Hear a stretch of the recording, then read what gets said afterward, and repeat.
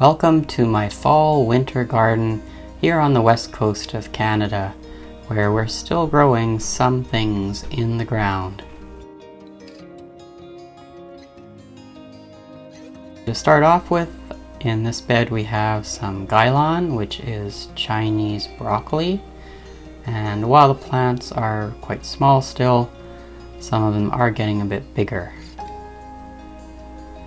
We also have a big patch of beets, which we've been eating from for the last few months, and a patch of carrots as well. We've eaten most of the big ones, now just a few small ones left. We've got a patch of lettuce, some green onions, and then here is komatsuna, which is a Japanese mustard. And these plants are coming along well. We happen to have a Chinese cabbage there for some reason. Not sure how that happened.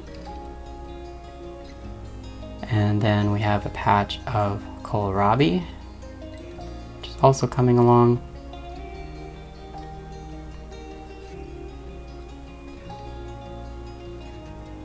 And we also have purple sprouting broccoli for the first time this year.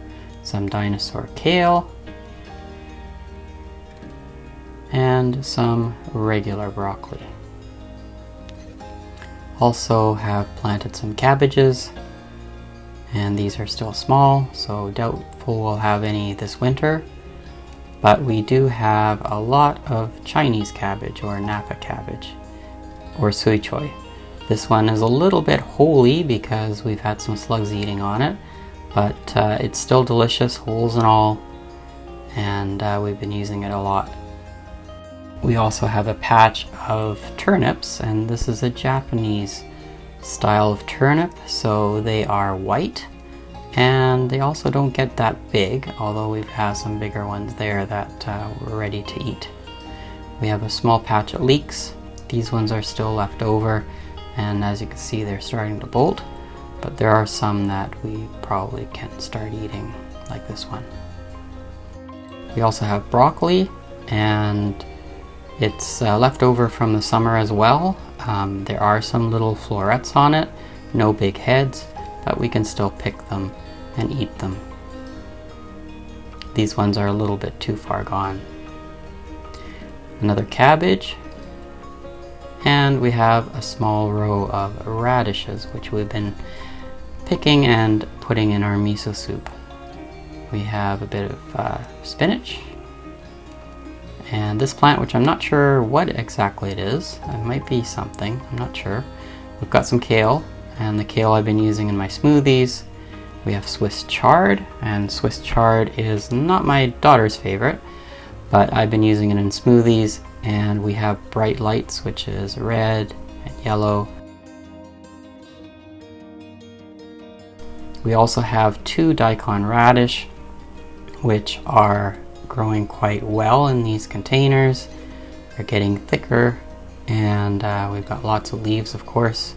The leaves are edible too, and as you can see, this daikon radish is starting to thicken up, but it needs a little bit longer.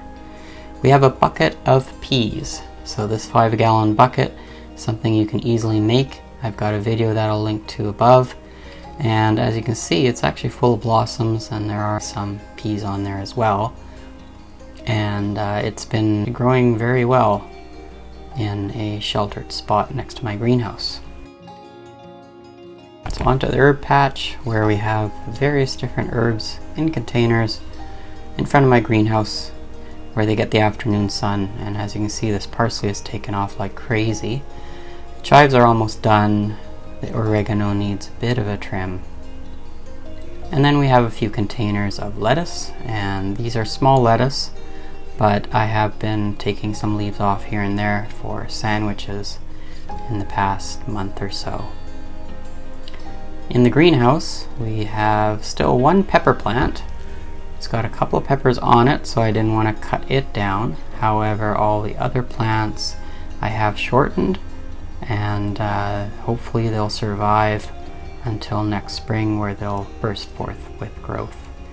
We have a terracotta pot of basil, and it's actually recovered a bit from the heat of the summer and is growing again. We have our jungle of tomatoes, cherry and grape. They're pretty well done, but we do still have a few on there that we've been picking here and there.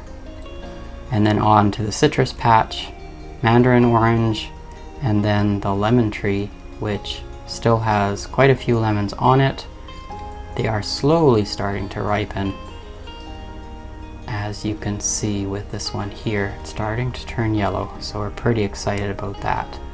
And there's quite a few on here. I think there's about at least maybe 8 to 10, and we're just patiently waiting for them, of course, to ripen. And we'll see how the taste is. These are Meyer lemons.